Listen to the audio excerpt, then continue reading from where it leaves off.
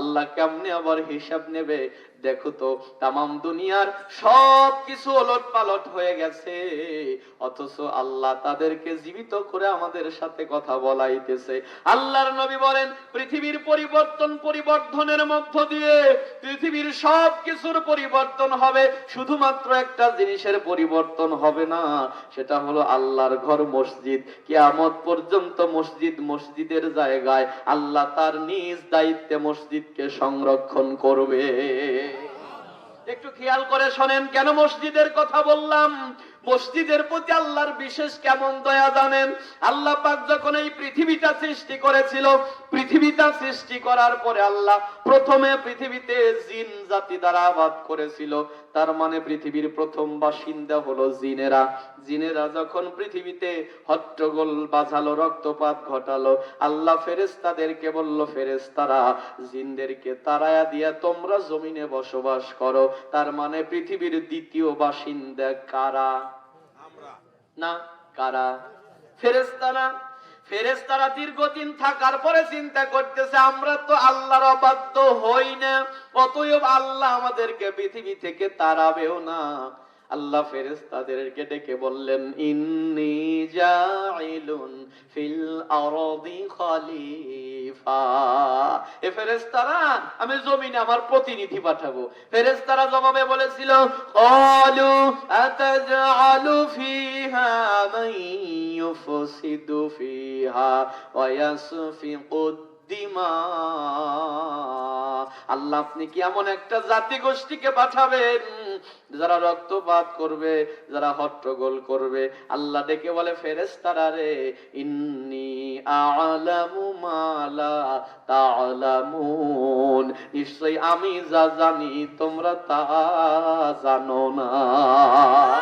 এ ফেরেশতারা, তোমরা জানো তোমাদেরকে গুনাহ করার যোগ্যতা আমি আল্লাহ দেই নাই। যেরকম গরুকে আল্লাহ দুই পায়ে হাঁটার যোগ্যতা দেয় নাই, ফেরেশতাদের গুনাহ করার যোগ্যতাও আল্লাহ দেয় নাই। আল্লাহ ডেকে বলে, ফেরেশতারা রে, মানুষকে আমি গুনাহ করার যোগ্যতা দেব, তারপরেও যে মানুষটা আমি আল্লাহর পথে চলবে। এই আরান্দ গ্রামে মাহফিল হচ্ছে, কত মানুষ ঘরে শুয়ে থাকবে, যে মানুষেরা কষ্টের ঘুমকে, আরামের ঘুমকে হারাম করে আমি আল্লাহর কথা শোনার জন্য বসে যাবে। ফেরেশতারা রে, জানো কি, তাদের সম্মান আমি বাড়াতে বাড়াতে এত উঁচুতে দেব, তোমরা ফেরেশতাদের চাইতেও তাদের দাম বেড়ে যাবে। আর যারা আমি আল্লাহর অবাধ্য হবে, নিচে নামাতে নামাতে এত নিচে নামিয়ে দেব, অতল গহ্বরে হারিয়ে দেব। ফেরেশতারা রে, জানো কি, ওরা চতুষ্পদ জানোয়ারের চাইতেও নিকৃষ্ট হয়ে যাবে। তার মানে আল্লাহ আমাদেরকে এখানে ভালোবেসে এনেছে, আল্লাহ আমাদের সম্মান দিতে চায়। আর আমরা উঠে যাব মানে আল্লাহর কথার অবাধ্য হব। যাব কি উঠে? কয়েকটা মিনিট, রাত্র দীর্ঘ হয় নাই, 10:30 বাজে মাত্র, তাই না? আমার বন্ধুরা, তা কানে কথাটা শেষ করে ওই পয়েন্টে চলে যাব। ফেরেশতারা যখন বুঝতে পারল আল্লাহ মানুষ বানাবে, আমাদের কথা বলাটা ভুল হয়ে গেছে, আল্লাহ পাকের কাছে ডেকে বলে, রব্বুল আলামিন, আমাদের ভুল হয়ে গেছে, আমাদেরকে মাফ করে দাও। আল্লাহ বলল, ফেরেশতারা, না জানার কারণে প্রশ্ন করা ভুল নয়, বরং জানার পরে ঠেকানোর উদ্দেশ্যে প্রশ্ন করা হলো ভুল। এরকম মানুষ কি সমাজে নাই রে? আল্লাহ বলল, ফেরেশতারা, ভুল হয় নাই, কিন্তু ফেরেশতারা অনুতপ্ত হৃদয় নিয়ে সপ্ত আসমানের উপরে আল্লাহ পাকের হাতে গড়া একটা মসজিদ আছে, যার নাম হলো বাইতুল মামুর।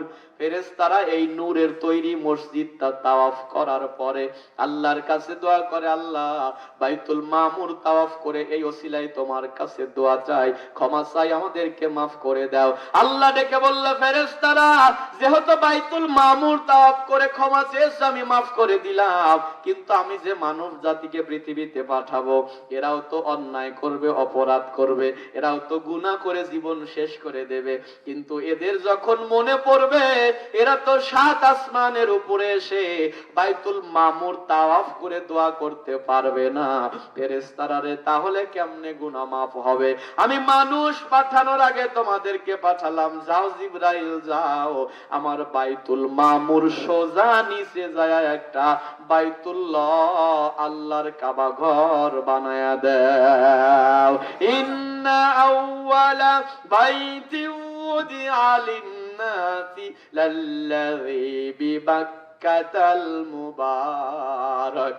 আল্লাহ পাক বলেন নিশ্চয়ই পৃথিবীর প্রথম ঘর হলো যেটা বাক্কায় বানানো হয়েছে, মুবারক পূর্ণ বরকতময় আল্লাহর কাবা ঘর। এজন্য নবীজি বলেন যখন মানুষ অপরাধ করবে, নির্যাতন করবে, যখন মানুষেরা গুনাহ করতে করতে জীবন ভরপুর করে ফেলবে, যখন আল্লাহর কাবা ঘরকে তাওয়াফ করবে, আল্লাহর নবী বলেন হজ মানুষের গুনাহকে এমন ভাবে মিটায়া দেয় যেরকম আগুন একটা লাকড়িকে খেয়ে ফেলে, হজ মানুষের জীবনের গুনাহ এরকম খেয়ে ফেলে। নবীজি বলেন হজ করার পরে বাইতুল্লাহ তাওয়াফ করার পরে কেউ যদি মনে মনে চিন্তা করে আমার গুনাহ মাফ হইলো কি হইলো না, আল্লাহ তখন তার আরো গুনাহ লিখবে। বরং হজ করার পরে আল্লাহ গুনাহ মাফ করে দেয়, সন্দেহ পোষণ করা যাবে না। নবীজি বলেন একটা কবুল হজের সওয়াব, একটা কবুল হজের প্রতিদান আল্লাহর জান্নাত ছাড়া আর কিছু নয়।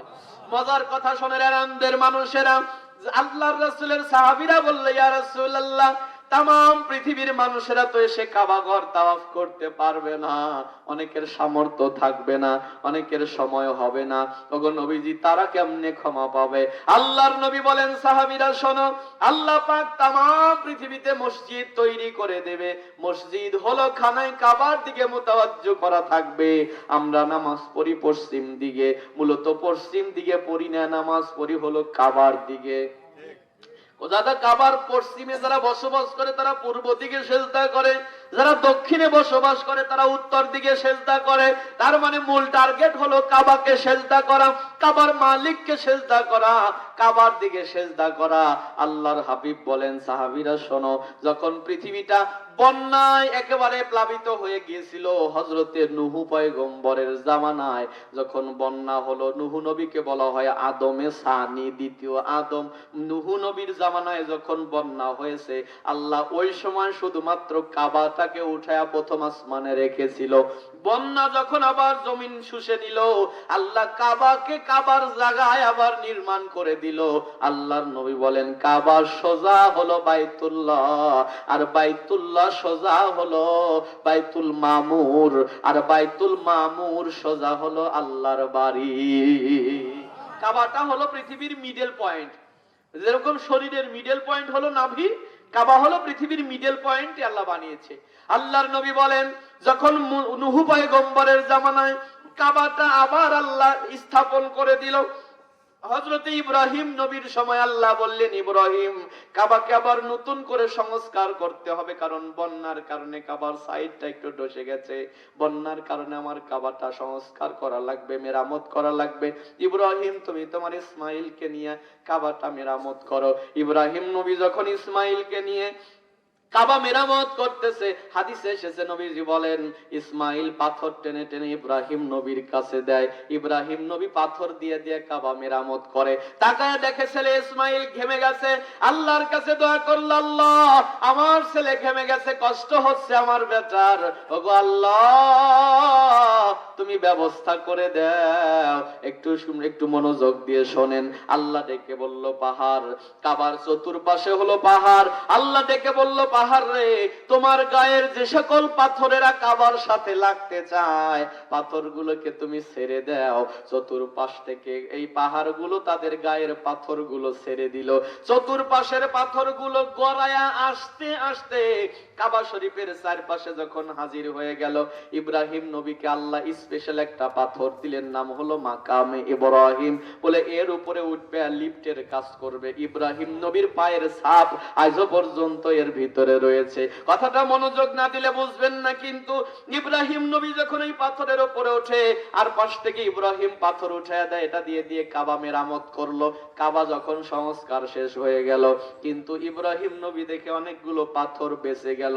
পাথরগুলো কান্না করতেছে, আল্লাহ আমাদের তো সাপ জেগেছে, আমরাও কাবার গায়ে লাগবো, আমাদের গায়ে মানুষেরা চুম্বন করবে।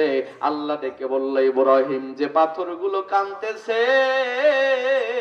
তুমি তোমার মাথার রুমালের ভিতরে পাথরের অঙ্কুরিগুলো উঠাও, কিছু কিছু পাথর উঠায়া উঠায়া মাথার উপরে নিয়ে ঝাঁকি দাও, আমি ফেরেশতাদের মাধ্যমে পাথরগুলো তামাম পৃথিবীতে ছড়িয়ে দেব। আল্লাহ আল্লাহর নবী বলেন যেখানে যেখানে একটা করে পাথর পড়েছে ওই জায়গায় কিয়ামতের আগে হলেও একটা করে মসজিদ হবে। এরাম তো গ্রামে কিন্তু অনেক পাথর পড়ছে, তাই না? 10-12টা মসজিদ কম মনে করো, তোমরা তো কপালালা মানুষ বাপ, তাই না? এরাম তো গ্রামও বড়, আবার এতগুলো মসজিদ এক গ্রামে, তাই না? এক গ্রামের ভিতরে কতগুলো মসজিদ, মানে পাথরগুলো এনতে এসে ঘন ঘন পড়ছে। হ্যাঁ, আল্লাহর নবী বলেন সাহাবীরা শোনো, বাড়ির পাশে মসজিদ হবে।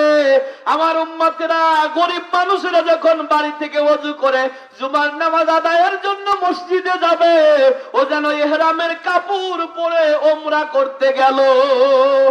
মসজিদে ঢোকার সময় দোয়া পড়ে ঢুকেছে, যেখানে জায়গা পেয়েছে বসে গেছে, কারোর সাথে কথা বলে নাই, জিকির আজকার করেছে, নামাজ পড়ে কাউকে কষ্ট দেয় নাই, গীবত করে নাই, বাড়ি চলে এসেছে।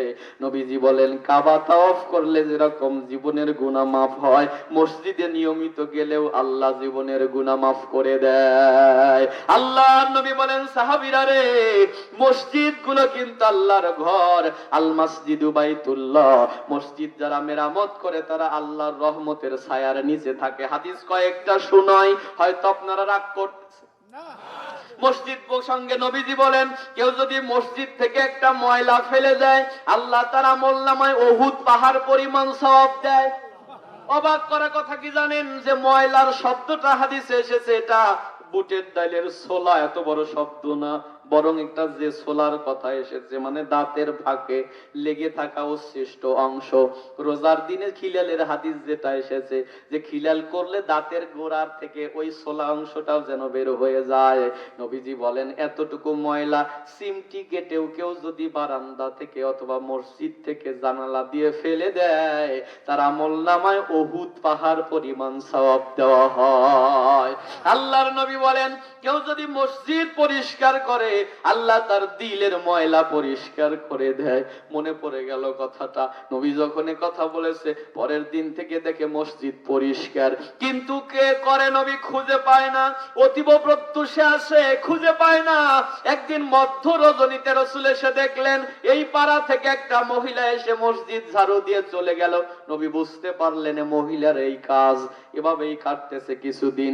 কয়েক মাস পরে নবী যখন ফজরে একদিন গিয়ে দেখে মসজিদ ঝাড়ু দেওয়ার চিহ্ন নাই, আল্লাহর নবী বললেন সাহাবীরা এই পাড়ার ভিতরে কোন মহিলা কি মারা গেছে? সাহাবীরা বললেন ইয়া রাসূলুল্লাহ, হ্যাঁ একজন মহিলা মারা গেছে। আল্লাহর নবী বলে সাহাবীরা আমাকে বলো নাই কেন? ওগো নবীজি, আমরা তার দাফন কার্য সমর্পণ করেছি। রহমতের নবী বলে সাহাবীরা রে, আমাকে নিয়ে চলো মহিলার কবরের পাশে। আল্লাহর নবী মহিলার কবরের পাশে গেলেন, হাতটা তুলে দোয়া করে, আল্লাহ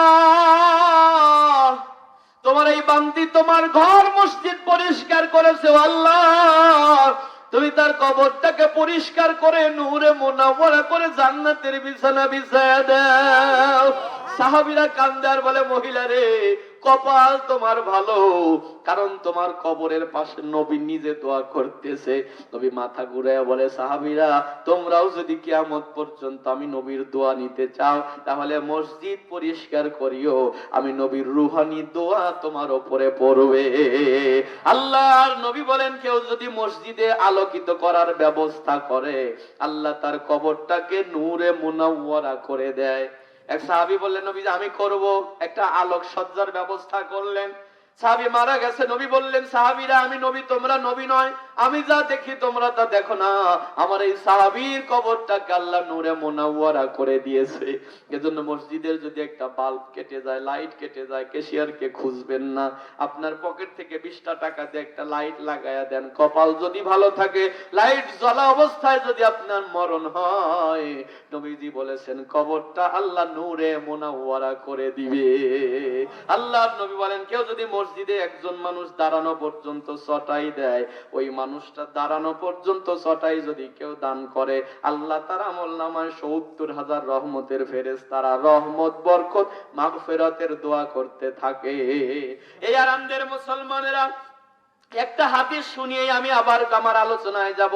রাসূল বলেন, মামবানা লিল্লাহি মাসজিদান বানাল্লাহু লাহু বাইতান ফিল জান্নাহ। কেউ যদি আল্লাহর জন্য একটা মসজিদ বানায়, আল্লাহ তার জন্য জান্নাতে একটা ঘর বানায়া দেয়। সাহাবায়ে কেরাম বললেন, নবীজি একা একটা মসজিদ বানানোর সামর্থ্য তো সবার নাই। নবী হাদিসটা আবার বললেন, শোনো, কেউ যদি মসজিদ বানাতে যায় একটা পাখির বাসা পরিমাণ ব্যয় করে, আল্লাহ তার আমলনামায় একটা পূর্ণ মসজিদ বানানোর সওয়াব লিখে দেয়। বাদশা হারুন আর রশিদের নাম শুনেছেন আপনারা? হারুন আর রশিদ যখন এটা শুনেছে, উনি ওনার দেশের মানুষদেরকে বলল, আমার দেশের মানুষেরা, আমি আমার নিজ অর্থায়নে একটা মসজিদ বানাবো। শর্ত হলো কেউ দান দক্ষিণা করবা না, নিজের টাকায় মসজিদ বানাবো, কেউ টাকা দিবা না। নিজের টাকায় মসজিদ বানাইছে। মসজিদ বানানো শেষ, একদিন স্বপ্ন যোগে দেখে সে মারা গেছে। ফেরেশতারা তাকে বলতেছে, বাদশাহ এটা আপনার রাজপ্রাসাদ। তাকায়া দেখে জান্নাতের সাথে লেখা রয়েছে হারুন আর রশিদের রাজপ্রাসাদ। হারুন আর রশিদ অবাক হয়ে গেল। পাশে আরো একটা রাজপ্রাসাদ আছে, অনুরূপ জান্নাত রয়েছে, যার মধ্যে লেখা রয়েছে আব্দুস সাত্তারের রাজপ্রাসাদ। হারুন আর রশিদ ডেকে বললেন, এ ফেরেশতারা, আব্দুস সাত্তারকে?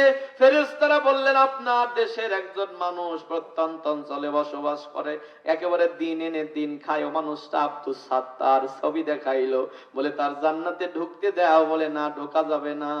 বাদশার ঘুম ভেঙে গেল। সকালবেলা বলল, জুমার দিন মসজিদ উদ্বোধন করব, শর্ত হলো দেশের সব মানুষেরা আসতে হবে। তার মূল উদ্দেশ্য হলো আব্দুস সাত্তারকে খুঁজে বের করা। যখন সব মানুষেরা এসেছে, হারুন আর রশিদ বয়ান করে, হঠাৎ করে পিছনে আব্দুস সাত্তারের দিকে নজর পড়ে গেল, যাকে সে স্বপ্ন যোগে দেখেছিল। ডেকে বলল, ভাই আপনি কি আব্দুস সাত্তার? লোকটা বলে, হ্যাঁ ভাই এদিকে আসেন। লোকটা ভিড় ঠেলে সামনে চলে আসলো। বাদশা দেখে বলে, ভাই রে, আপনার জীবনের এমন কি নেক আমল আছে আমাকে বলেন। আব্দুস সাত্তার বলে, বাদশা রে, নাই, আমি তো ডাল দিয়া ভাত খাই, সরল পথ দিয়ে হাইটে যাই, আমি তো এমন কোন নেক আমল করি না। ওই নামাজ রোজা ইবাদত বন্দেগী তুমিও যা করো আমিও তাই কিছু করি, স্পেশাল তো আমল নাই। আব্দুস সাত্তারকে হারুন আর রশিদ বলে, এ আব্দুস সাত্তার, বল দুই চারের ভিতরে কোনো ভালো স্পেশাল আমল করেছিস কিনা? আব্দুস সাত্তার বলে, বাদশা রে, বলতে পারি, তবে বলেন, আমাকে মারবেন না। বলে, না মারবো না। ওগো বাদশা, আপনি বলেছেন মসজিদ বানাতে দান দক্ষিণা নেবেন না, কিন্তু আমি যখন ঘুমাতে যাই আমার ঘুম আসে না। নবীর হাদিস আমার মনে পড়ে, মসজিদে যদি কেউ অংশ নেয় আল্লাহ তাকে একটা মসজিদ বানানোর সওয়াব দেয়, কিন্তু দিতে সাহস পাই না। একদিন রাত্রিবেলা চিন্তা করলাম, আগামীকাল যা কামাই করব সব টাকা দিয়ে হলেও বাদশা হারুন আর রশিদের মতো অনুরূপ একটা ইট কিনে এনে এই ইটের মধ্যে মিশিয়ে দেব। ওগো বাদশা, তাই করেছি আমি। সারা দিনের কামাই দিয়ে আপনার মতো একটা ইট কিনে আপনার ইটের মধ্যে মিশিয়ে দিলাম। বাদশা নামদার ডেকে বলে, বাদশা নামদার ডেকে বলে, আব্দুল সাত্তার রে, তোর ইটের দাম কত? আব্দুল সাত্তার, ইটের টাকা ফিরে আনে। তোর ইটের দাম কত? ফিরে আনে। আব্দুল সাত্তার মুস্কি মুস্কি হাসে আর বলে, বাদশা রে, স্বপ্ন শুধু আপনি দেখেন নাই, স্বপ্ন আমিও দেখেছি। সামান্য কয়েকটা টাকার বিনিময়ে আমি জান্নাত বিক্রি করতে পারবো না। হে, সামান্য কয়েকটা টাকার বিনিময়ে জান্নাতের মালিক হতে চাই কারা কারা? দুহাত তুলে দেখাই তারা। লিল্লাহে তাকবীর, নারে তাকবীর। আল কোরআনের আলো, আল হাদিসের আলো।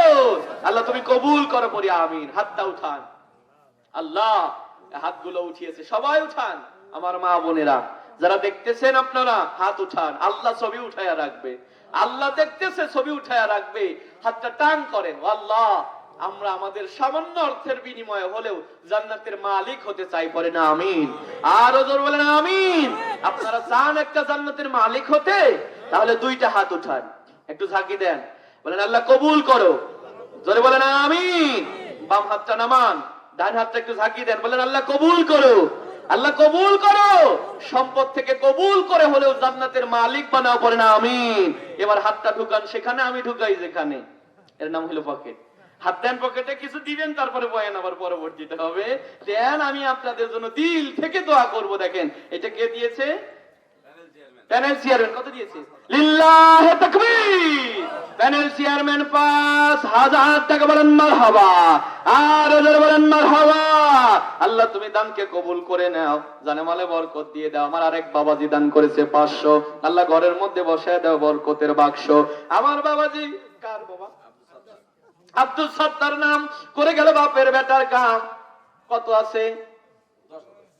10,000 টাকা, বলেন মারহাবা। দান দিয়া মন বোঝো, বোঝো ব্যথা দিয়া, ফকির বানাইয়া বোঝো কান্ধে ঝোলা দিয়া। রব্বুল আলামিন দান করে দানকে কবুল করে নাও। আহারে আহারে, আব্বা আম্মা স্ত্রীর জন্য দোয়া চেয়েছে, একটু হাত তুলে আল্লাহুম্মা আমিন। বাবা কান্দে, মায়ও কান্দে, কবরেতে শুয়া, আহারে দরদের বেটা দেখলে না আসিয়া। রব্বুল আলামিন যোগ্য পিতার যোগ্য সন্তান আব্দুল সাত্তার নাম করে গেল বাপের বেটার কাম। 10,000 টাকা দান করে গেল। আব্বা আম্মা স্ত্রীর কবরে জ্বালাও নূরের আলো। আল্লাহ পঞ্জনদের কপালে রাখিও সদা সর্বদা ভালো। আল্লাহ জীবনে দিও না কোনোদিন অভাবের অন্ধকার আর কালো। কবুল করো মনের কামনা। মাস্টার সাহেবকে নিও সোনার মক্কা মদিনা। আমার আরেক বাবাজি 1,000, বলেন মারহাবা। আল্লাহ তুমি হয়ো না বেজার, আল্লাহ কবুল করে নাও, জানে মালে বরকত দান করে দাও, মনের আশা পুরা করে দাও। আপনজন যারা কবরে, আল্লাহ রাখিও নেক নজরে।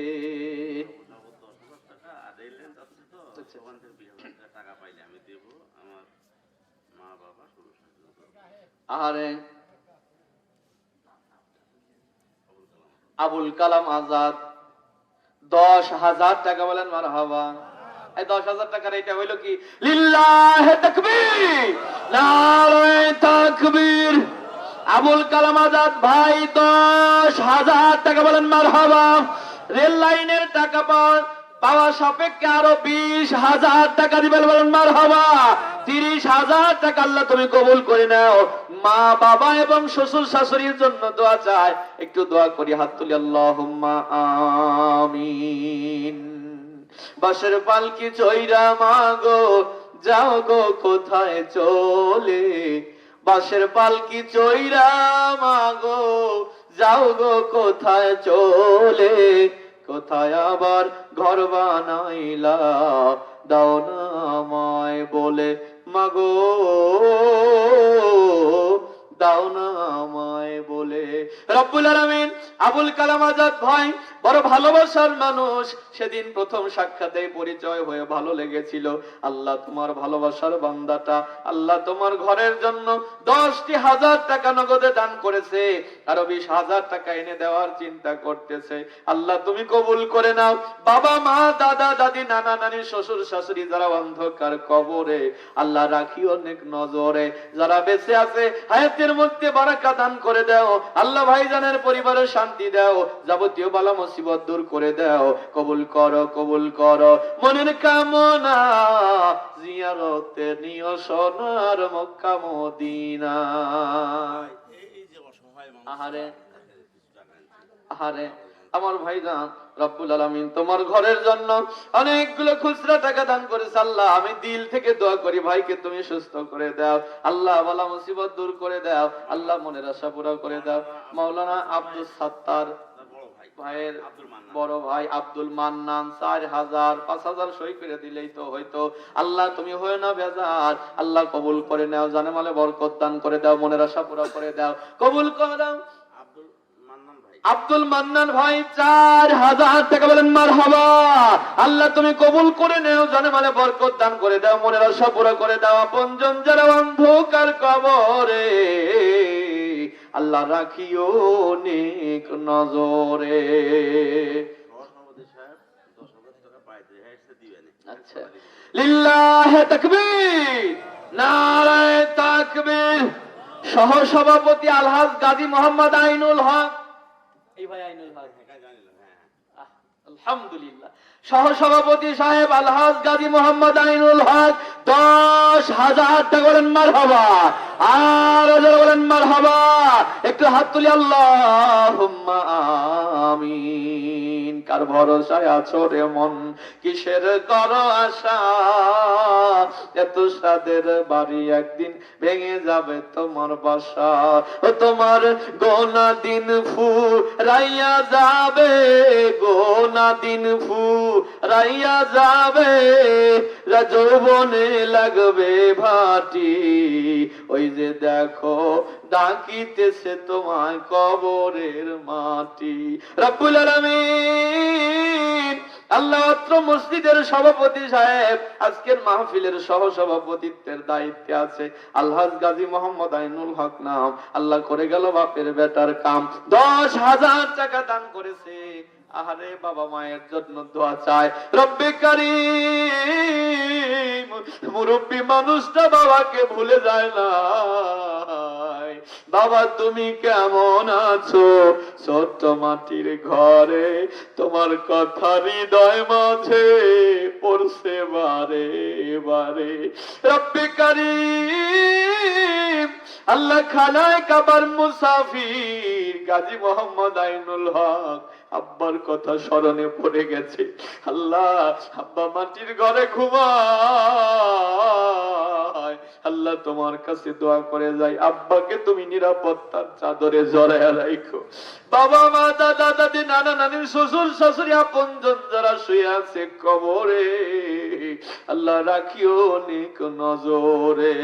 কবুল করো কবুল করো মনের কামনা, বারে বারে নিয় সোনার মক্কা মদিনা। আল্লাহুম্মা আমিন। দারুল আরকাম মডেল মাদ্রাসা, আসতে কালে দেখলাম একটা সাইনবোর্ড, দারুল আরকাম মডেল মাদ্রাসার পক্ষ থেকে 5,000 টাকা বলেন মারহাবা, আর বলেন মারহাবা। আল্লাহ তুমি কবুল করে নাও, আল্লাহ জানে মানে বরকত দান করে দাও, মনের আশা পুরো করে দাও। আল্লাহ জাতি গড়ার কারিগর মাদ্রাসাকে কবুল করে নাও, আল্লাহ জানে মানে বরকত দান করে দাও। আপনজন যারা কবরে গেছে মাফ করে দাও, যারা বেঁচে আছে তাদের হায়াতে বারাকা দান করে দাও। আল্লাহ প্রতিষ্ঠানকে দ্বীনের জন্য কবুল করো, দিন দুনিয়ায় বরকত দান করো। আহারে বাবা মার জন্য দোয়া আছে। আমার বাবাজির নাম কি বাবা? আব্দুল হাই।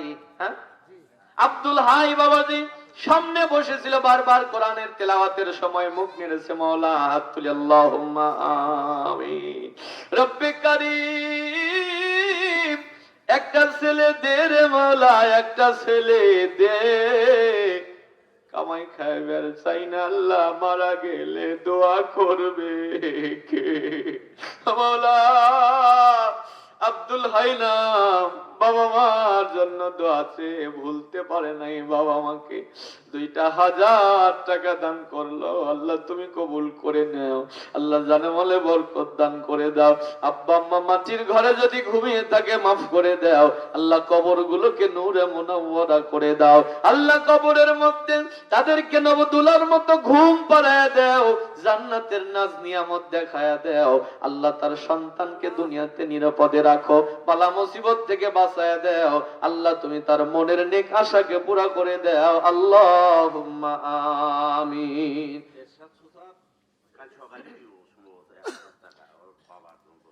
আরে এরশাদ চাচা আল্লাহ সকাল বেলাতেই দিয়ে দিবে 1,000 টাকা বলেন মারহাবা। বাবার জন্য দোয়া চায়, আল্লাহ বাবার জন্য দোয়া চেয়েছে এরশাদ চাচা, আল্লাহ বাপের জন্য দোয়া আছে, আল্লাহ দান করেছে 1,000 টাকা। একটু হাত তুলি আল্লাহুম্মা আমিন।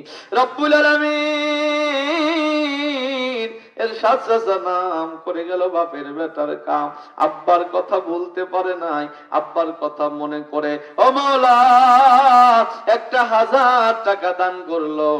আল্লাহ কবুল করে নাও, জানে বলে বরকত দাও, মনের আশা পুরো করে দাও। আল্লাহ আমাদের পাশে একটা ছেলে চেয়ারে বসে আছে, আল্লাহ তোমার ঘরকে ভালোবেসে 100 খানা টাকা দান করেছে।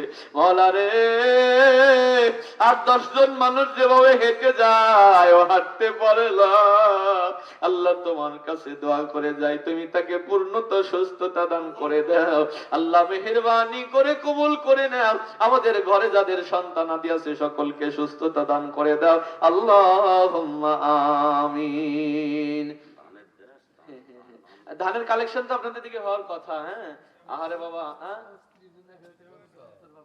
আহারে, আমাদের সহসভাপতি সাহেবের স্ত্রীর জন্য, উনি বেঁচে আছে তো, হ্যাঁ, আর ওনার বাবা মা মানে শ্বশুর শাশুড়ি, আহারে দেখেন শ্বশুর শাশুড়ির কথা মনে করে, স্ত্রীর কথা মনে করে 1000 টাকা বলেন মারহাবা, একটু হাত তুলি আল্লাহুম্মা